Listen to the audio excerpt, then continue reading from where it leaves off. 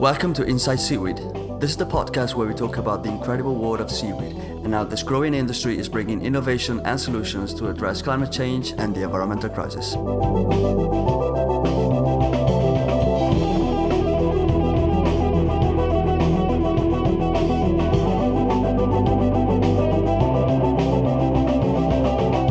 My guest today is a seaweed farmer. In fact, he's one of the first seaweed farmers in North America and the CEO of the largest provider of ocean cultivated seaweed in North America. His name is Mike Williamson from Cascadia Seaweed. The company is based in Sydney on the beautiful coast of the Canadian province of British Columbia. Mike's relationship with the sea started early on in his career as he served in the Royal Canadian Navy for over 30 years before becoming an ocean entrepreneur. I will add Mike's full bio to the episode's notes, but now I just want to go straight into the interview because this episode is packed with interesting stories and information. Please enjoy my chat with Mike Williamson. Mike, good morning. It's nice to see you and thank you for taking the time today. Good morning. Thanks for reaching out, and I'm looking forward to the conversation. I want to start with something I've come across when I was doing my research in preparation for this interview, and I feel I should have known, which is that you were invited to speak to COP26 in Glasgow last year. How was that?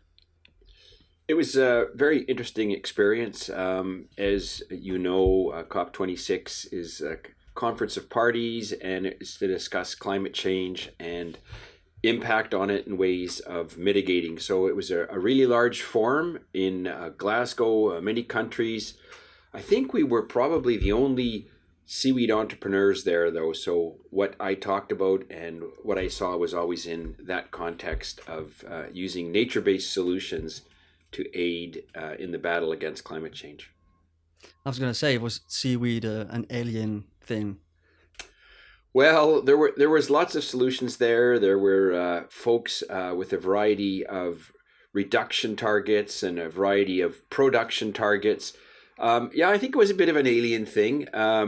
Interestingly enough, when I introduced myself as a seaweed farmer, it always opened up an interesting conversation because people wanted to learn more, and that's why podcasts such as this are important in spreading the word. Absolutely. What did you learn from the event? I learned that, it may seem trite to say this, but folks are finally taking it seriously, that we have to make a change to prevent global warming and the disaster that will ensue. The government message, or the message in the hallways, was that industry has to play a larger part. And we're happy to be part of that industry that's making a positive contribution. And the other thing I learned is there were 3 or 4 different constituent groups there. There was the politicians that flew in and flew out.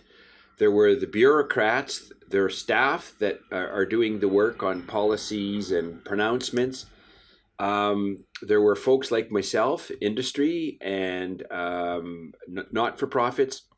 And then there were the folks outside, the vocalizers. I don't call them protesters. They were just putting words and making noise to gather everybody's attention to it. And I mean, there were a lot of vocalizers or folks in the streets, but it was really done with a well-meaning intent.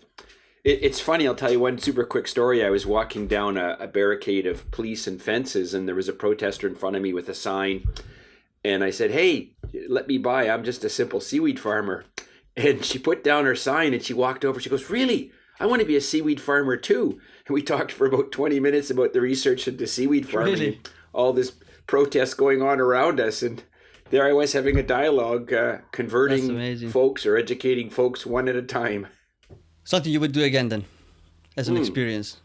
Absolutely. I think it's important to spread the word. There's lots of solutions we can employ, and with seaweed as one of them, I'm happy to talk about it and promote it. You've been working as an active entrepreneur for about 10 years now. You have an MBA, years of experience in the Navy. If you put your mentor hat on for a second and imagine to be talking to a fellow entrepreneur at the start of their career, just starting up a business, as I imagine there may very well be among the listeners, Would you encourage them to start a business in the seaweed space? And if so, what makes it a good decision in 2022? So, the first thing I'd always say to any startup entrepreneur, and it's a often used phrase, and that is to begin with the end in mind. Have a relatively well established vision of what you want your enterprise or your business to be. That doesn't mean that you have to fully understand the product or the price or the placement, but understand in general what you stand for. And at Cascadia Seaweed, it's all about a positive impact on the planet. With respect to other entrepreneurs that want to get into the seaweed industry, it's important to have some things in place that you're going to need to be successful. Obviously, being coastal helps, being close to the sea or being in a jurisdiction where seaweed grows, or doing something in a related activity, buying seaweed and processing it or doing value add for other products, food, feed, or fiber. Or do things like you're doing, help to better understand the industry and convene people and become a source of information.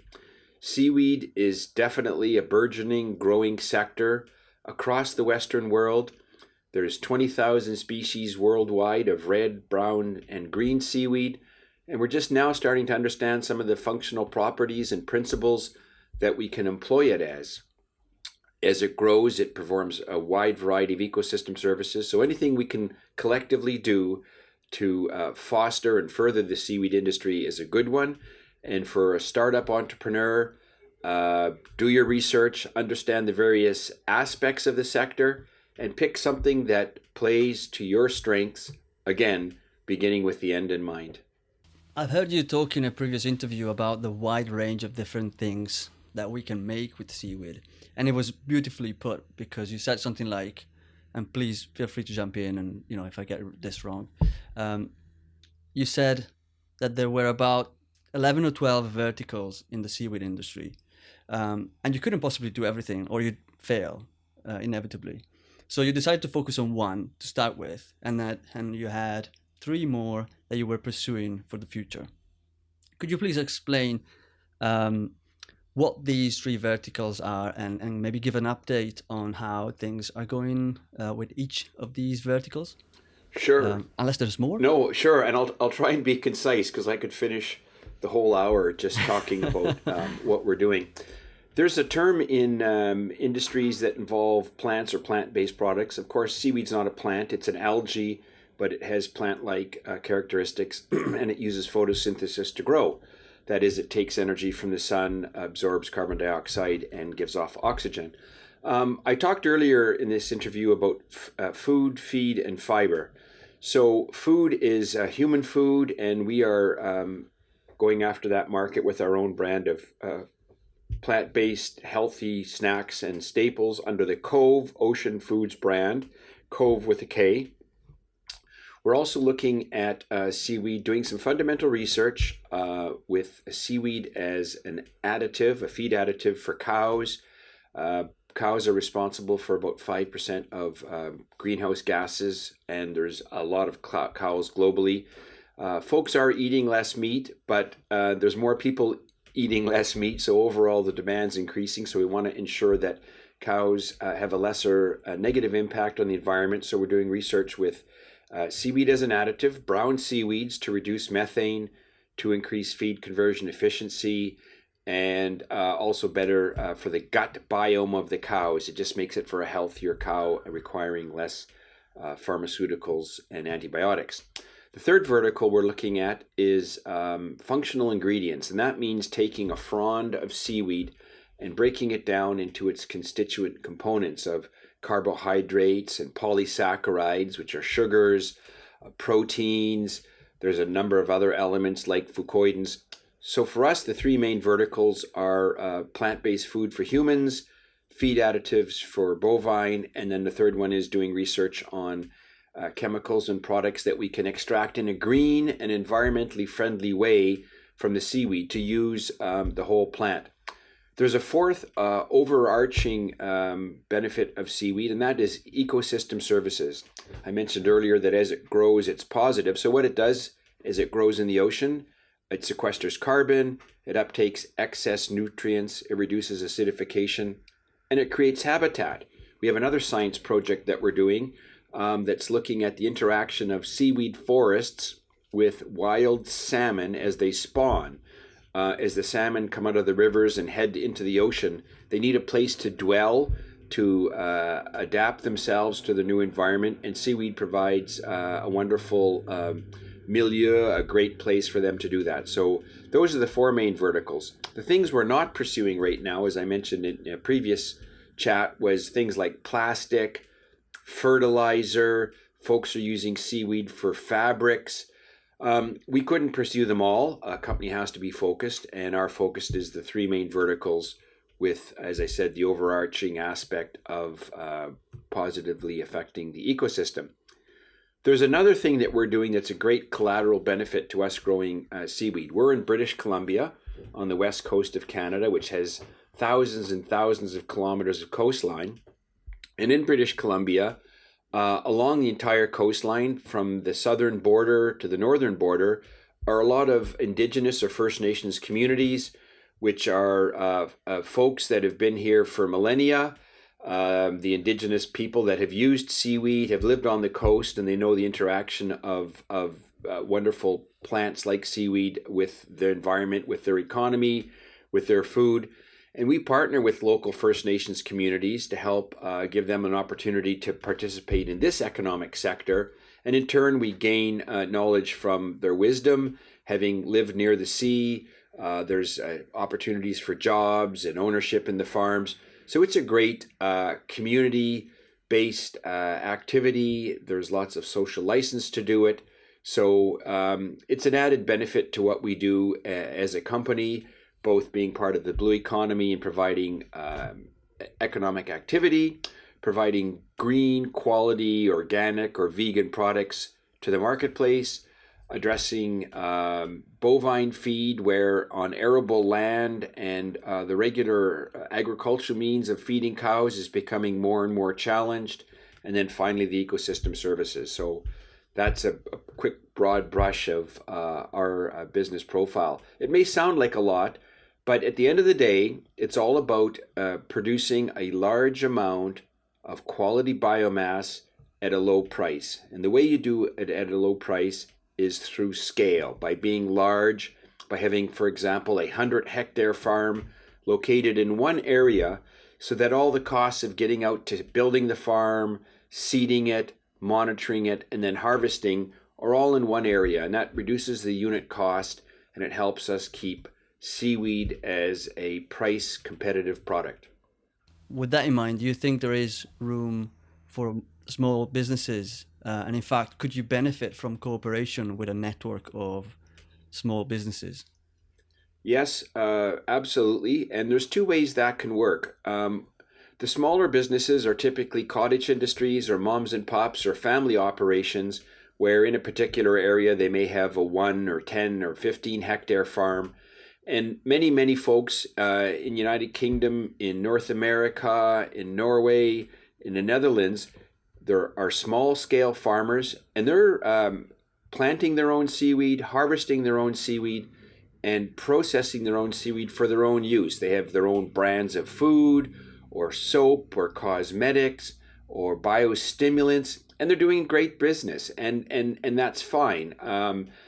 I won't call it a small business, I'll just call it a business, and those entrepreneurs can scale it as they need.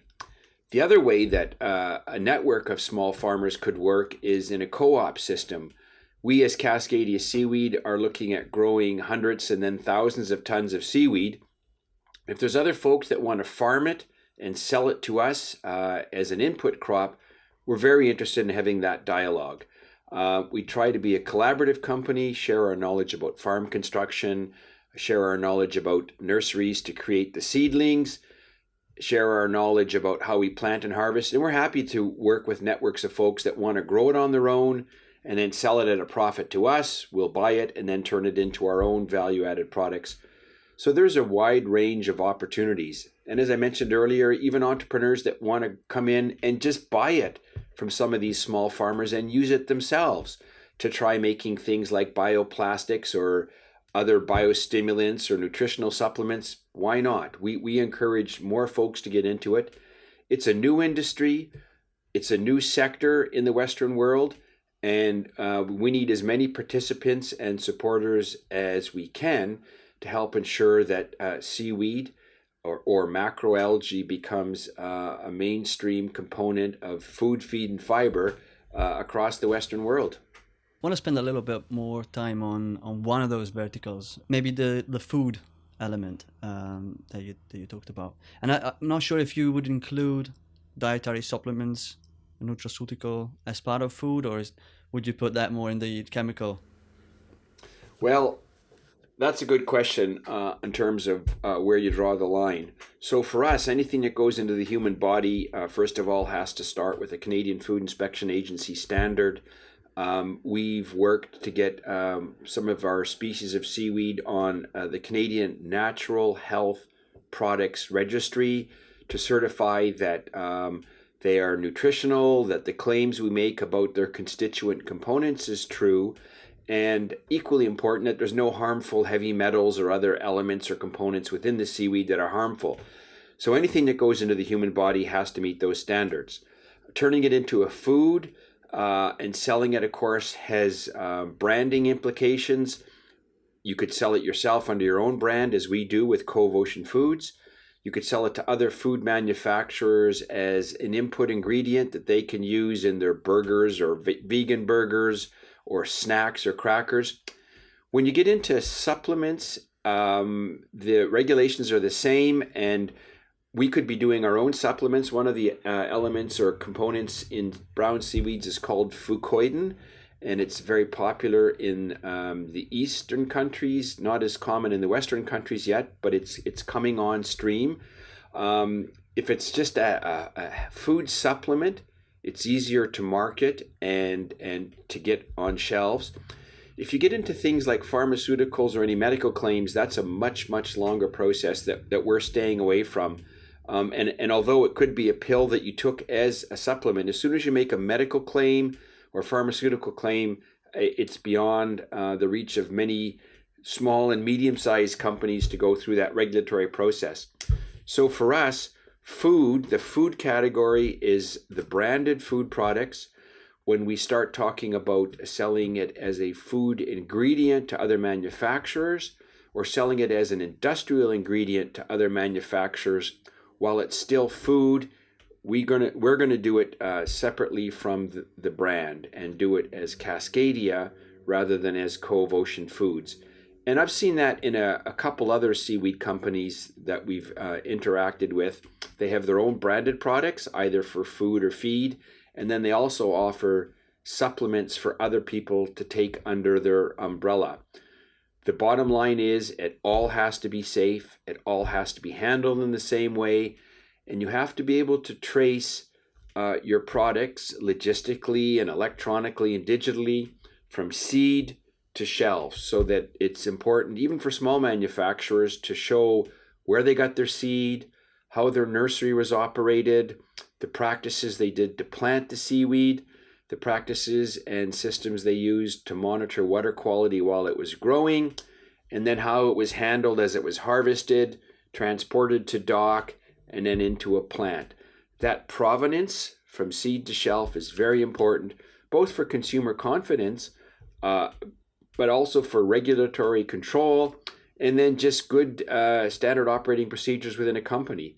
But food will have a relatively broad application. It's just which element of that food path you want to be working in. Is that why you decided to go straight into farming? I mean, what I'm hearing is, well, you could potentially have started by manufacturing your own product using someone else's seaweed. What made you go, no, we need to farm it first? Sure.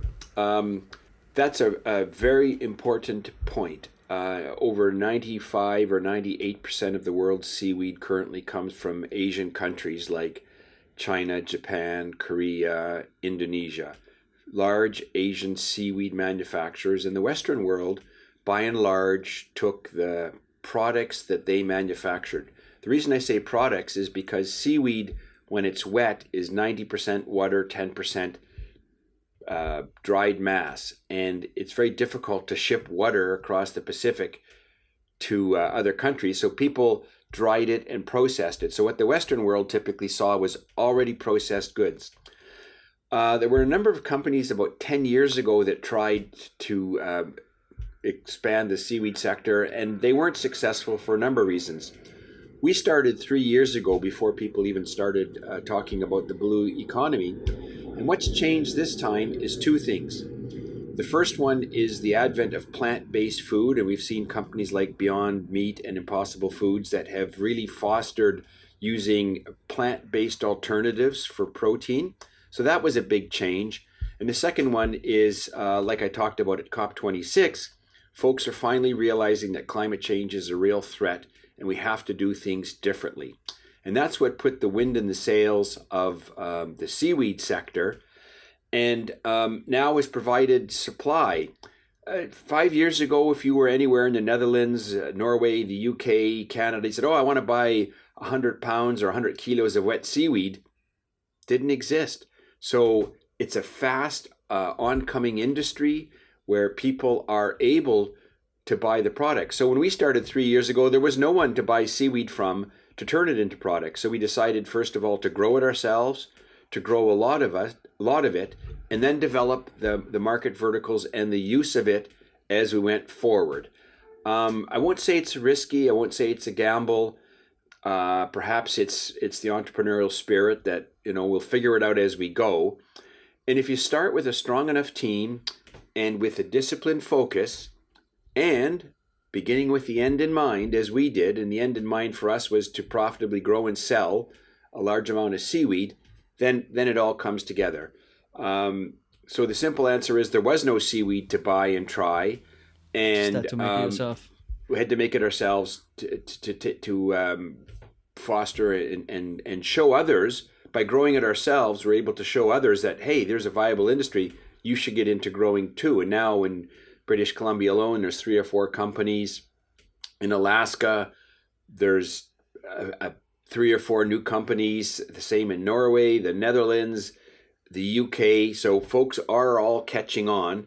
And the good news is the market is big. So there's more cooperation than there is competition. And that's really worthwhile that any of us can pick up a phone, talk to a fellow company and compare notes and lessons learned. Absolutely, yeah. I do hear that a lot, to be fair, in the industry, which is great. Let's talk about Cove a little bit more, if possible. I'm curious to hear about what products you're working on at the moment. I know you, from previous interviews, there was a lot of product development that you were working on. What's the situation at the moment? What have you got ready? Right. So Cove is a branded food product owned by Cascadia Seaweed. And branding is a very important starting aspect. What kind of impression do you want to make on consumers about what you're selling? And in our case, we are selling a quality food product from the ocean, growing in clean waters, sustainably grown and harvested, plant-based, obviously, vegan where we can, organic where we can. And the reason I say where we can is depending on the jurisdictions, there's lots of rules about what comprises vegan or organic.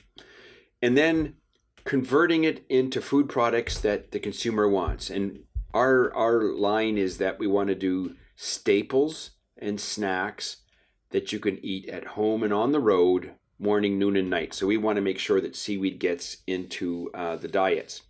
We did some initial product development on a vegan jerky made from seaweed. That's tricky, and that work is still ongoing. Our first product to market is Cove Spice. It's a sea spice made from seaweed. It's now available in 3 flavors. It can be bought on the Cove Ocean Foods website or locally in retailers. Right now, only in our home province, unfortunately. But the 3 flavors is pretty exciting. So we now have a range of it. We're also working on a seaweed in tortilla chips as a component, and it provides protein and taste and mouthfeel or organoleptics is the industry term for the mouthfeel, to make sure that it works. And also puffs, they're like cheese puffs, but we call them protein puffs, and they have, again, seaweed in it for the flavor and the beneficial components. We're doing research on other products like seaweed burgers and artificial crab cakes. So anything that will delight the consumer, and it's always important that the product tastes good. The first component that consumers look for is taste. Am I happy eating it? Does it leave me satisfied? And then the other things like the brand and the price and what's exactly in the ingredients sort of comes second. So it's a lot of work, and when it's done well, it's very rewarding to see the comments that people send in. Oh, I love this spice. I use it on everything. I want to order more. And I think repeat orders is very satisfying, but it's also the way to build a business. Give a product that satisfies the consumer at the right price, have it stand out from its competitors, and then you'll be off to the races. What sort of testing have you done? This is an industry where, still in its infancy. I would imagine it's very, very difficult for you to know what your potential customer might want. So I'm assuming that there still is quite a bit of testing to see what works, what doesn't. You send samples to your potential customers. How does that work?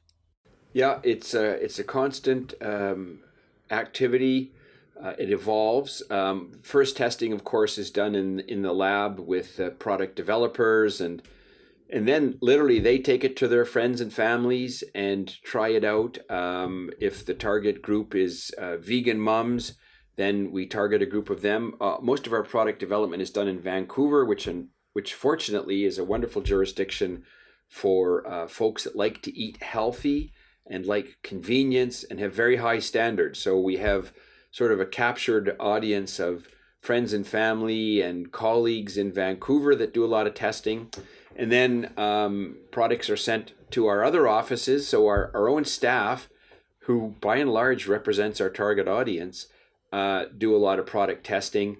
And then you put it on the shelf. If you spend too much time with testing, you get into analysis paralysis, and the best test is not to bet the farm on it, but to put products on the shelf and see how the consumer responds. Of course, we're also at a number of trade shows, both in Canada and the US, where you have a booth set up and people come by and test it. And the food shows are always a good one because, for example, a planted food show will have consumers and producers in exactly your space.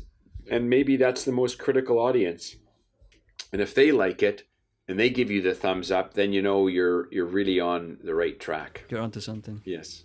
I'm curious to dive a bit deeper into the branding aspect, because it sounds like it's really important, and I'd like to hear your opinion and your experience on this so far. Sure. How important do you feel is changing people's perception and expand the consumer's acceptance of seaweed? Well, I think that changing consumers' acceptance and expanding their awareness is fundamentally important. The average Western world consumer is walking down a shelf and says, oh, look, here's a product with seaweed in it. And folks' main interaction with seaweed is the stuff that's washed up on the beach and is sat there for a week, and it's not very appealing. My counter to that is take a bag of carrots and leave it on the beach for a week, and then come back and see how it is. It's not very appealing. So we take seaweed fresh from the water and quickly process it, so we're preserving all the value and taste. That's the first step. Of course, nowadays, brands are fostered and introduced to the world through social media, Instagram, Facebook, LinkedIn, TikTok. So our team does all of those aspects of branding. We've hired a very strong branding company in Western Canada that's done a lot of work with plant-based foods. So they have their own operating experience, knowing what's worked with other plant-based foodstuffs, and ensure that we're following the trends or setting the trends. You start to get into things like the visual appeal of your product, in our case, Cove Ocean Foods, the spice jar has a little bit of pink and pastel color in it, and it immediately stands out. So once our brand is known, like the Cove Ocean Foods, then when the next product extension comes along, like tortilla chips or puffs, it'll say, the Cove tortilla chips or the Cove puffs, and they go, oh, I've had Cove Sea Spice, so I know that's good. That was delicious, and I bet the new product's going to be delicious. So you start to have built-in consumers and advocates of your product, or ambassadors, and then you just start and build it out a little bit at a time. The big brands spend a heck of a lot of money on promotion and advertisements and billboards and TV spots. Smaller companies like ourselves obviously can't do that. We have to use a lot of word of mouth, social media, and then attendance at the food expos and events like that, and that helps get the word out. You're a pioneer in an industry that, like you said, didn't really exist in British Columbia when you started out. I wanted to get a little bit more into how that was starting the first seaweed farm in British Columbia, whether there was a clear path to follow or whether you encountered many obstacles. And one important thing I wanted to ask is, as a pioneer, where do you look for inspiration? Who do you look up to when you're kind of starting out and there's not much there for comparison? In British Columbia, the aquaculture industry has been thriving for a number of decades. And aquaculture typically was finfish farming, shellfish, and shellfish farming. We've added a third leg to the triangle, and that's bringing seaweed into aquaculture. Fortunately, with an industry that was worth somewhere between 1.6 and $1.7 billion a year with finfish and shellfish, coastal British Columbia, the government, communities were used to things and value being extracted from the sea in a responsible manner. So when we said that we're now going to start to grow seaweed, there was almost an instant recognition of it. The regulatory approach in Canada is both at the provincial and federal levels, and the government ensures that you're not putting in an invasive species, that you're not blocking navigable waters, that you're not harming existing species. So that process takes a bit of time. With respect to mentors, a number of folks in a number of categories. There was a professor, Dr. Louis Droul, who's been in the seaweed industry for 40 years as a professor, and he had a small farm of his own, still does, sells a very small amount of seaweed sort of at the craft scale from his own farm. So he was an inspiration and a mentor and a teacher. We looked at other plant-based industries in Canada like Daya and K-Pasa chips. So there's a number of food providers in Canada that have gone before us, finding a niche or finding a product that was unique and really building it up to be a strong and viable, have a strong and viable place in the marketplace. So those folks provided some mentorship or guidance. Fortunately, myself and my 4 business partners are all experienced entrepreneurs or business folks. So we're able to bring little elements from our past. And then an interesting component is the younger people coming to join the company and say, hey, I'm 35 years old, I've got a degree in this, I'm really passionate about the environment, or I'm passionate about plant-based food, or I'm passionate about coastal communities and Indigenous participation. And they themselves bring in a form of mentorship. We were up working in the northern part of the province one time, and we came to this very isolated but beautiful beach. We were driving back from a work day, and we just stopped, and it was about 1 kilometer long of beautiful sand and the water coming in, and there was a lot of plastic washed up on the beach. And I said something like, well, it's unfortunate to see this pollution here. And 2 of the team members said, yeah, we'll have to gather it all up before we leave. And I said, yeah, right. And they go, no, really? And we spent an hour, and we got 3 garbage bags, and we cleared up all the plastic and had it properly disposed of. And it's that kind of an attitude that's come into the company, where people are bringing their best selves to work and ensuring that everybody raises their own bar to have outcomes like that. I'd like to make a sort of lateral move onto something of a much more practical, hands-on topic. Seaweed harvesting, and obviously you talked about farming, what happens to the seaweed, to your seaweed, after harvesting? Do you process your own seaweed? Do you send it to a third party? So the first step in harvesting, obviously, is getting the seaweed off the lines. A typical seaweed farm will have the seaweed suspended on ropes, held up with buoys, and anchored to the ocean floor. And the depth at which the seaweed grows is typically between 2 and 4 meters. So all companies in the Western world go out with a boat, and the size of the boat will be determined by how big your farm is. And you unhook your line and you pull it to the surface, and you take a knife and you cut the seaweed fronds off and put them in fish totes or bags. We have quite a lot of seaweed, so it's a somewhat automated process with a winch and a pulley and an overhead crane, so that as you cut the seaweed, it falls automatically into the totes. Some companies, smaller companies, hand harvest it and transfer it by hand into their totes. Once the seaweed comes out of the ocean, you have about 8 hours maximum in a cool climate before it starts to break down. Fortunately, all of our farms are within a couple hours of a dock or a jetty or a port. We take all of our seaweed to a central plant. We're using a fish plant, quite a large fish plant, as a contractor. And in that plant, the seaweed is dumped into a conveyor belt.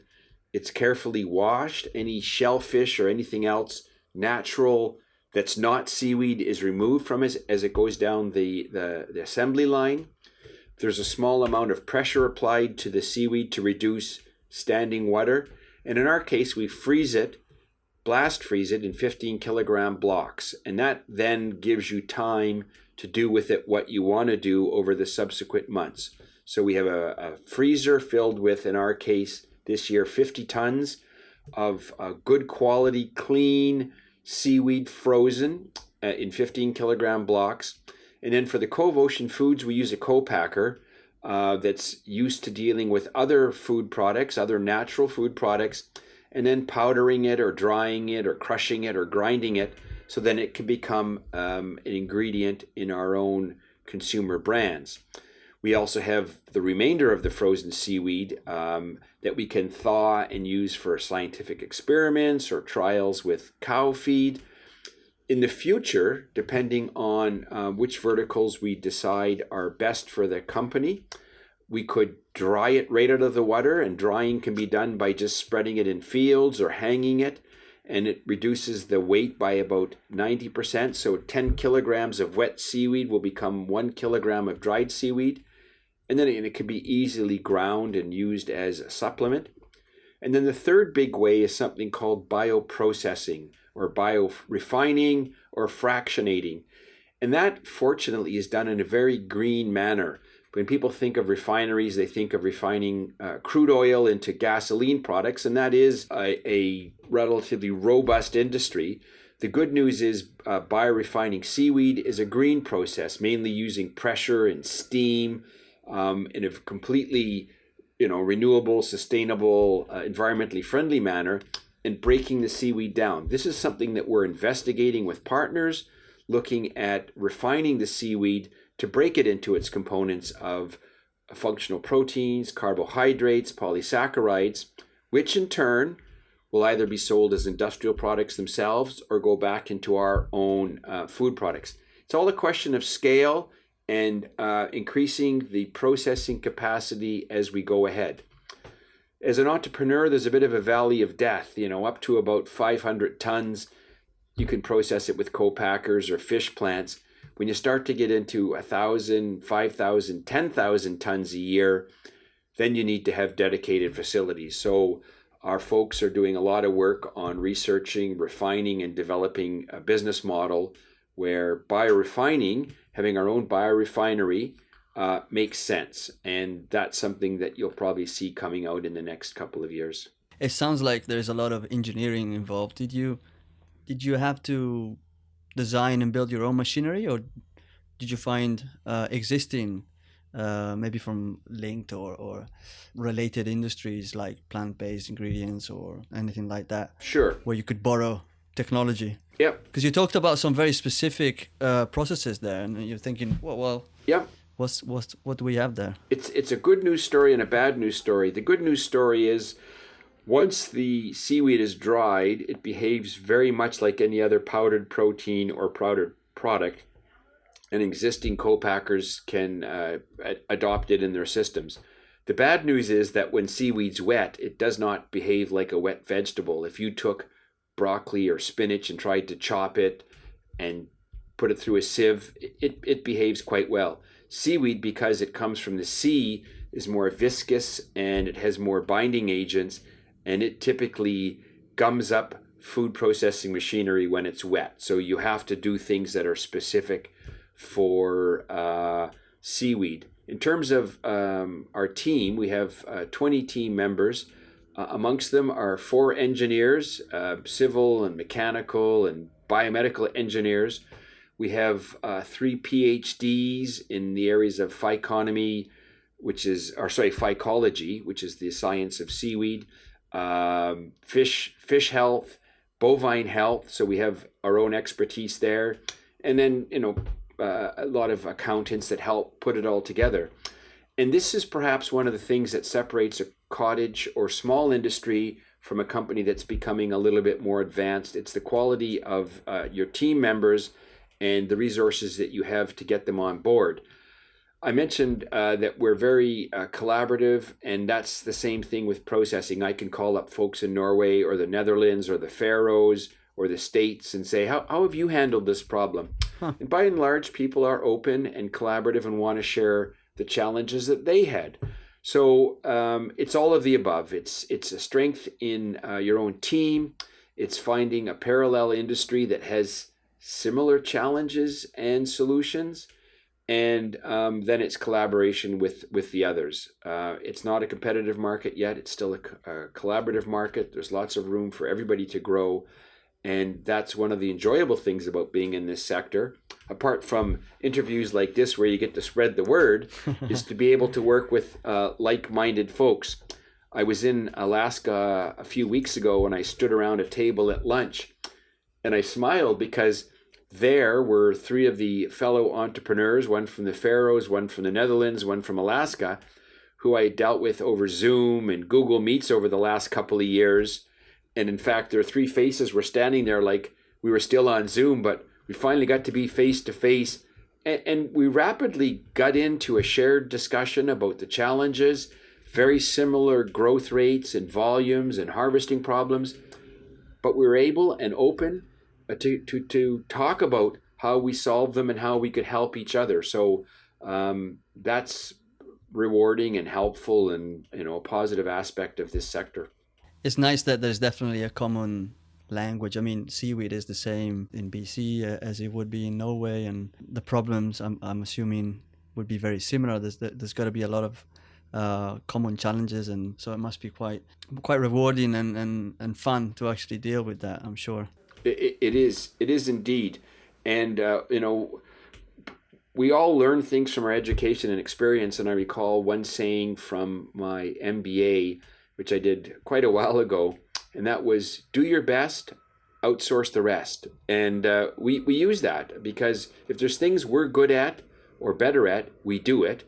And if there's somebody that's better at it and we can outsource the activity to them and they meet our values and our virtues and our standards, then of course we'll do that.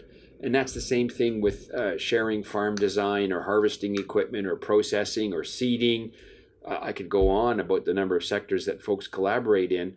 If there's things that are particular to BC and make sense for us, we'll do our own solution. But if there's something that the folks in the Netherlands are doing, why wouldn't we adopt it? So we have those kind of conversations on a weekly basis, depending on the need. Something I always like to ask is about the need for innovation in the industry, and how I'd like to do that is by exploring your frustrations in your day-to-day life as an entrepreneur and an ocean farmer. What is your biggest problem or pain point at the moment? Another way to look into this would be, what change or innovation would you like to see in the industry? We have to continue to drive down the per unit price. Asia does it a lot cheaper than we do, for a variety of reasons. So in the Western world, we have to drive down the per unit price, or how much does it cost to land a kilogram of wet seaweed on the jetty.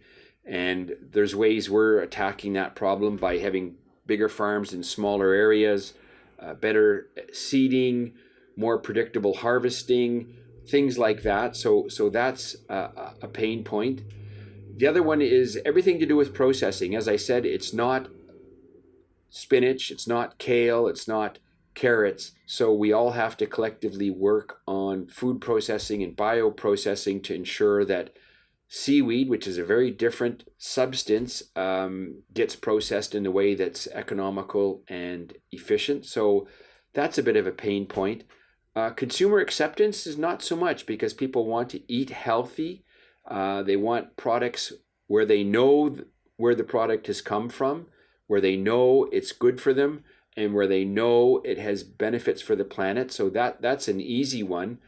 Other pain points, in our jurisdiction, licensing takes a bit of time, and I know it's the same in many other Western countries, is to get their own governing bodies to understand the industry and to reduce bureaucracy to get licensed and to get in the water. And then the last one is, it's an interesting one. We attend a lot of tech forums and tech groups, and they go, oh yeah, we're looking for high tech or hard tech solutions to climate change, for example. And we like to say, well, we're tech. And they give me a strange look and they go, you're a seaweed farmer. And I say, no, it's earth tech. Mother Nature helped us get into this problem. Mother Nature can help us get out of this problem. So we're actually, it's not genetic modification. It's just using something that grows naturally in a technical manner. And we use a lot of tech, both with water monitoring and chemical analysis and then product formulation. We use a lot of tech. So we actually are quite tech focused, and we have a few things that are in the patent process. So tech does play a role, but it's a pain point to convince technical investors and ESG investors that yes, seaweed is a tech product, even if it was the first living thing on the planet Earth and has been around a long time. It can do quite well with a tech banner. I know how busy you are, and I'm very grateful that you made the time to talk to me today. Do you have any final recommendation, a message, or a call to action for the audience? The call to action is, it's not as glib as eat more seaweed, but it is as straightforward as learn more about the sector. There's a couple of wonderful books out there in French and English. There's a tremendous amount of literature available. As a shameless promotion, our own website, cascadiaseaweed.com, has lots of information, lots of reading about seaweed and the sector across the Western world. And if you're in your local store and you see a product made by a local entrepreneur that has seaweed in it, buy it and enjoy it. Great. You mentioned the books. Would you mind, if you remember, sharing the titles? Yeah, I don't, the names don't pop into mind. I mean, there's lots of local books. I have one here that was written by one of our mentors, Pacific Seaweeds. Every jurisdiction has their own. I think there was a book called Slime, which traces seaweed from the earliest days to today. It's a funny title, but it really promotes seaweed. There's one that's just come out in French that's going to be translated to English and available in the EU from a group called the Safe Seaweed Coalition. Europe, in some respects, is a lot further ahead than North America on promoting seaweed. We're trying to change that. We're part of something called Seaweed Around the Clock, follows the sun around the earth and talks about how seaweed is making a positive impact in a number of countries and in a number of time zones. So there's lots of ways to get educated on seaweed, and that can generally only have positive outcomes. Fantastic. You mentioned the website. Anywhere else people can find you? Cascadia Seaweed. Everything's there. All roads lead to that. Cascadia Seaweed. All right, this is it then. All right. Thank you, Mike. Great talking to you. And thanks for your time and your questions. Absolutely my pleasure. Have a great day. Bye. Thank you.